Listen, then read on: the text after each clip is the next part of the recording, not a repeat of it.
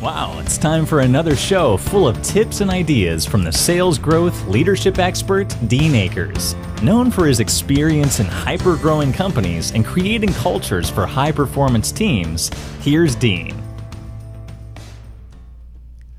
Well, welcome to episode 41. Today is going to be a pretty fun one, especially if you're in sales. It also will apply to you if you're the owner of a business or you're a sales director that you're driving your sales teams. So what we're going to do is walk you through closing the biggest prospects. And this is the one that tends to really be a challenge for a lot of sales folks and a lot of companies. And one of the things is first identifying them and then just a plan to get them. And if you stick to the plan, in my case, my ninjas always get them. So what we're going to do is today we're going to play it through as though we had one client. And this big client's going to be worth $1 million to us in sales. And my commission on it's going to be 3%. So that's $30,000. And I'm going to budget $200,000 of annual income for myself. So that means at that rate, I'll be $100 an hour. I can work a total of 300 hours on this client. So the first thing you do is you identify your value of the client to you. Then you put it into your target income. So if you have a target income of $200,000 and they're worth $30,000 to you, that means at $100 an hour, which is a 2,000 work hour a year, you now can work this client 300 hours this year, 300 hours. And ask yourself, when was the last time you worked prospects 300 hours?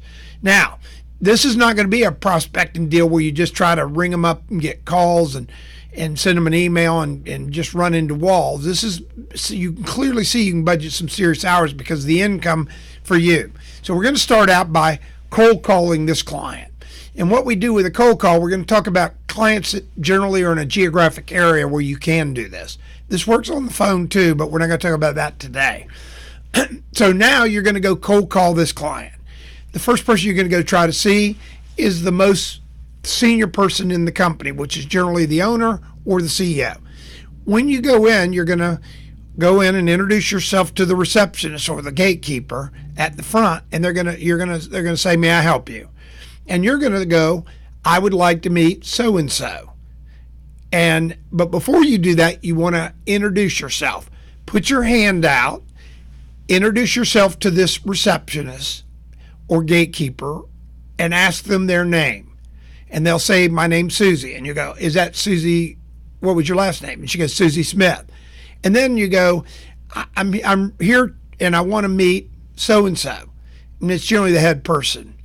And they look at you like you're crazy. They go, "Do you have an appointment?" And you go, "No, I don't have an appointment. I just want to introduce myself." "Well, you must have an appointment." "Well, okay, can I introduce myself?" "No, but let me call their assistant." Now, here's what will happen. The assistant will answer. The assistant will say, "Just get his card." Or in a lot of companies, the assistant actually walks out or comes down the hall and introduces themselves, and you want to get their full name. And they go, "You must have an appointment," and blah, blah, blah. Or in crazy circumstances, and this has happened more than you would imagine for me and my teams, the person comes down and says, "Oh, great, they're open to seeing you," because you've actually physically gone there. Let's assume that they don't introduce you to this person and you just meet the gatekeeper. You've got her name or his name. Now, before you leave, you just have some small conversation with them. And the perfect question to ask is, "How long have you been with the company in this role?" And if they say 6 months or more, you know this person knows everything about the company. And you go, "Well, great, da-da-da-da-da." If there's a holiday coming up, you go, "Well, have a good Thanksgiving. What are you doing for Thanksgiving?" Make a small talk, maybe 30, 60 seconds. Then leave. When you leave, write a handwritten note to that receptionist and say, "Thank you, Susie or Bill. Thank you for letting me introduce myself to you. I appreciate it. Have a great, whatever the holiday is," or "It was nice to meet you." Put it in the mail with a stamp. 2 to 3 weeks later, go cold call again. Exactly same scenario, but now you know Susie. So you go, "Hi, Susie, I'm Dean Akers. I was wondering if I could meet the CEO. And they go, well, you have to have an appointment. Well, or whatever. When I go on my second call, I actually don't go in there for that. I go in to see Susie. So I go in and they bow up like, oh, here comes that guy. And you go, oh, Susie, I met you a couple of weeks ago and you said you were doing this. I just stopped by to say hello. And you build a small conversation with them. Again, leave. Again, create a touch. What your goal with this is to start building a relationship. I've built relationships over the years with the gatekeepers of these big companies. And in every case, as I've gotten to know them and done these things, they've always reached out to me and made sure I got in to meet the right people. So once you start meeting people within the organization, here's your overall goal. A is to meet people. B is to build 3 relationships. That's 3 people in this company that you have a 7 or better relationship. Now, keep in mind, I haven't said anything about product sales. I haven't said anything about leaving them a brochure. As a matter of fact, do not go in and puke on them. Because if you do, if you remember, I'll always send you the customer presentation clothes protector, which is the poncho that you give customers so when you go in and do a presentation and start puking on them, they can wear it. Do not talk to them about what you're selling.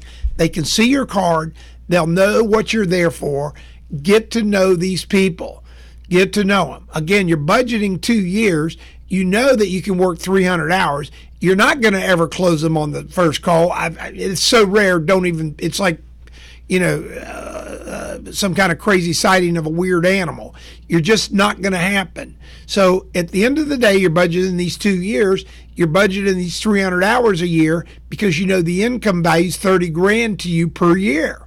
So at the end of the day, everything is on track to start this process. Now, you want 3 relationships, 7 or better. I was talking to some sales teams recently and I said, tell me your biggest prospect. And they told me, and I said, do you know 3 people there? The answer was no. Do you know 1 person there? The answer was yes. I said, just give me your relationship index, with 10 being they would invite you to their house for Thanksgiving and 1 being they don't even know who you are, but they'll take your card. And they go, well, maybe a 1 or a 2. And then I'll have someone go, well, I got a 5 or 6, or I got a 7 relationship. And then I say, oh, you do? Tell me their birthday. Well, I don't know that. Tell me their wife's name. I don't know that. Tell me where they went to high school. I don't know that. I don't know that. I don't know that. I don't know that. When you keep saying I don't know that, you do not have a 7 relationship. They might know who you are. They might see you at a trade show and go, hey, Fred, but you do not have a relationship. You want to start learning about these 3 prospects. And then you want to use that for unique touches. And one of the coolest things I do, besides send my cards, and all of you know that I've sent, I send fall cards, I send Thanksgiving Day cards, I send all kinds of stuff to my clients. And I send them with no agenda, my potential clients. And some of them never ever reach back out. I just sent this Thanksgiving Day card. It says, don't forget to set your scales back 10 pounds this week. Somebody's going to get it. Maybe it'll make them smile. Maybe they'll throw it in the trash can. I don't care. They're prospects, and this is another touch. So at the end of the day, what you're wanting to do is continue to build these touches. Now, when you build this relationship and you get the 7 or above, they're going to want to talk to you. When they want to talk to you, you want to continue to build the relationship, and the best way to do it is ask those open-ended questions. We've got some episodes on that, and then you need to learn to listen and shut up and take all this in. Here's what will happen as you master this. That customer, in my case, always gets to this point. They know what you do, by the way. If you're calling on them and you're getting to know them as a relationship, you don't need to puke all over them and tell them everything you do that day because you're building the relationship. Here's where it gets cool. They eventually, because you're asking them open-ended questions about their industry, things you do, things that your product could help them with, what's your biggest challenge with whatever you deal with, they ultimately get here, and this is where I have the most fun in sales, and so do my ninjas. Dean, can you help me? Can you help me? When they say, can you help me, or can you help us, that is game, set, match, new client. That is a new client because you have developed the relationship, you've developed the questioning sequence to understand their biggest challenges.